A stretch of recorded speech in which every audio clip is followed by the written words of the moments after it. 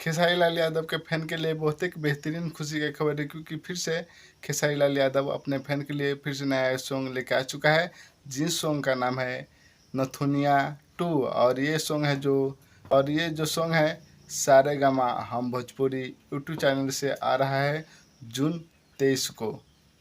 तो आप सब इस गाना को देखना और सुनना चाहते हो तो आप सब अभी जाइए यूट्यूब पर सर्च कीजिए सारेगामा हम भोजपुरी, और उस चैनल को सब्सक्राइब करके रखिए और आप सब जून 23 को इस गाना को सुन सकते हैं और देख सकते हैं यूट्यूब चैनल से के माध्यम से।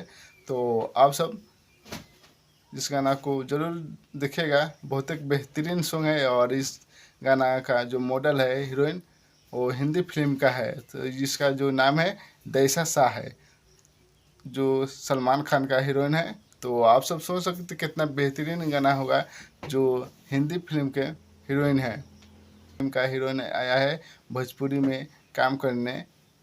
तो आप सब खेसारी लाल का फैन है तो आप सब ज़रूर इस गाना को सुनिएगा और देखिएगा। तो आप सब के लिए मैं नए नए अपडेट लेकर आता रहता हूँ हमेशा के लिए। तो आप सब इस चैनल पर नए हैं तो आप सब भी चैनल को सब्सक्राइब करके रखें, हमेशा आपके लिए नए नए अपडेट लेकर आता रहता हूँ।